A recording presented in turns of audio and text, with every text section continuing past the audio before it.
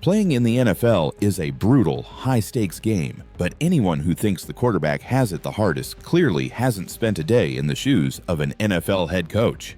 Think about it. You're not just running a football team. You're essentially running a multi-million-dollar corporation with hundreds of employees, each with their own egos, contracts, and public personas. You have to manage star players, rookies, and a locker room full of personalities, all while crafting game plans, making split-second in-game decisions, and handling relentless media scrutiny. One wrong call, one lost game, and suddenly everyone's questioning whether you deserve to keep your job. And that's exactly why some of the most shocking and catastrophic firings in NFL history didn't just ruin a coach's career, they tanked entire franchises and left fans scratching their heads for decades. Let's dive into 10 of the most boneheaded decisions in NFL coaching history, where ownership threw away talent, culture, and opportunity, all in a blink.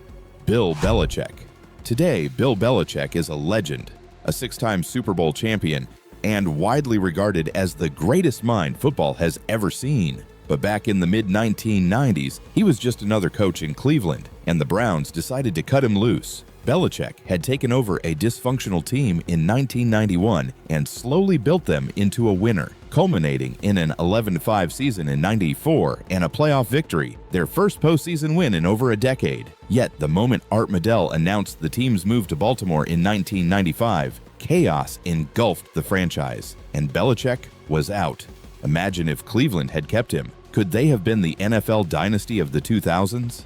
Instead, Belichick went on to redefine football in New England, while the Browns floundered. George Allen's departure from Washington in 1977 is another example of sheer ownership folly. Allen, one of the most innovative minds in NFL history, had built the legendary Over the Hill Gang, a team of savvy veterans who consistently outsmarted younger squads. He revolutionized how special teams were valued, perfected game preparation, and emphasized discipline and strategic depth, things that are standard today because of him.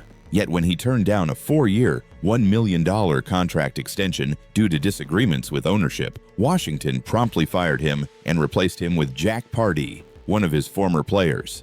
Allen had never had a losing season in 7 years, made the playoffs 5 times, and even won an NFC title in 1972. Washington's performance tanked for the next 3 seasons, proving that firing Allen was not just short-sighted, it was catastrophic. Marty Schottenheimer's exit from the San Diego Chargers in 2007 remains one of the most bewildering decisions in recent NFL memory. Schottenheimer led the Chargers to a franchise-best 14-2 record in 2006, powered by MVP LaDainian Tomlinson and a rising star in Philip Rivers. The team was stacked, the culture was strong, and expectations were sky-high. Then they lost a playoff game to New England, and suddenly, philosophical differences with GM A.J. Smith became the excuse to fire Schottenheimer. A 14-2 coach was out the door, not because of incompetence, but because of office politics and ownership egos. Fans were left wondering how one of the most disciplined, accountable coaches could be discarded when the team had everything in place to win a Super Bowl. George Seifert in San Francisco presents another case of ownership impatience, eclipsing logic. Seifert transformed the 49ers into a dominant force in the late 80s and early 90s, posting a staggering 98-30 record over 8 seasons and winning 2 Super Bowls.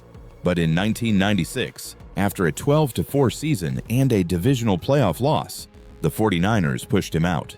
The reasoning? Eddie DeBartolo Jr. demanded a Super Bowl every year, and when that didn't happen, Seifert was shown the door.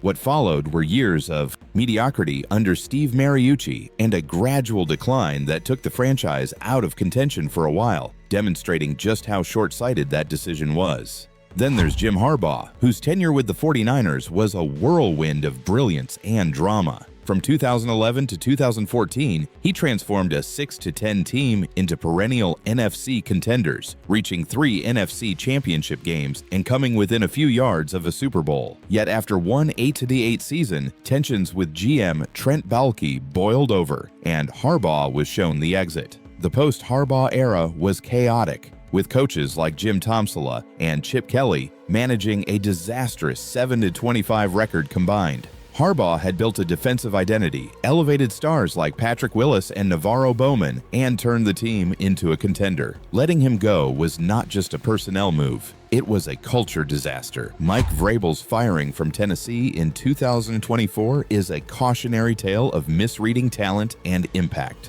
Vrabel had led the Titans to multiple playoff appearances and even earned a Coach of the Year award in 2021. Yet, ownership decided the team needed a new direction, and Vrabel was let go. The results were immediate and stark. Brian Callahan led the Titans to a dismal 4-19 record before being fired, scoring just 83 points in 6 games. Meanwhile, Vrabel returned to New England and revitalized a Patriots team that had struggled, proving that his impact was undeniable and that Tennessee's decision was a monumental error. Marvin Lewis's departure from the Cincinnati Bengals in 2018 also left fans scratching their heads. Lewis had transformed a franchise known for dysfunction into a perennial playoff contender, guiding them to 7 postseason appearances over 16 years. He never won a playoff game, but he established a culture of accountability and improvement, working with minimal resources and a reluctant front office. Ownership, frustrated by repeated wild card losses, decided it was time to move on.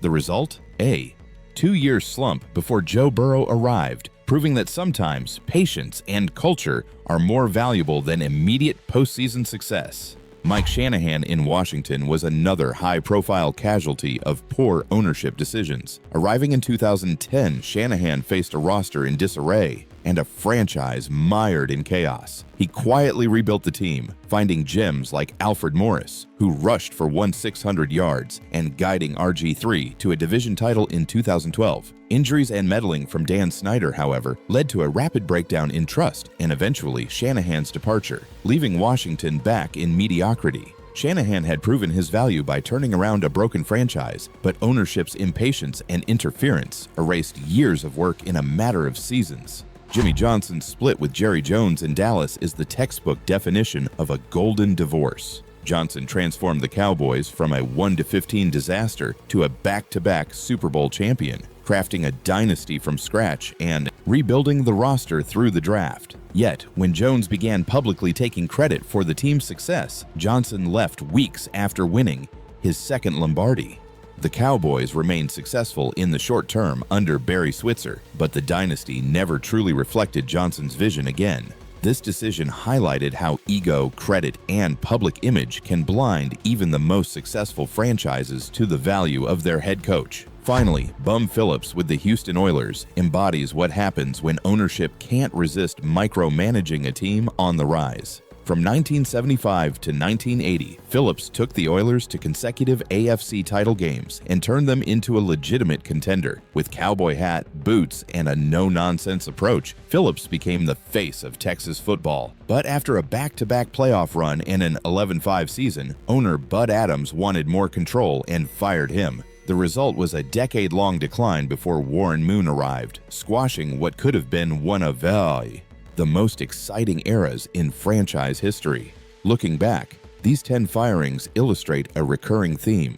When ownership lets impatience, ego, or mismanagement override loyalty, vision, and culture, even the best coaches can be discarded, and franchises pay the price.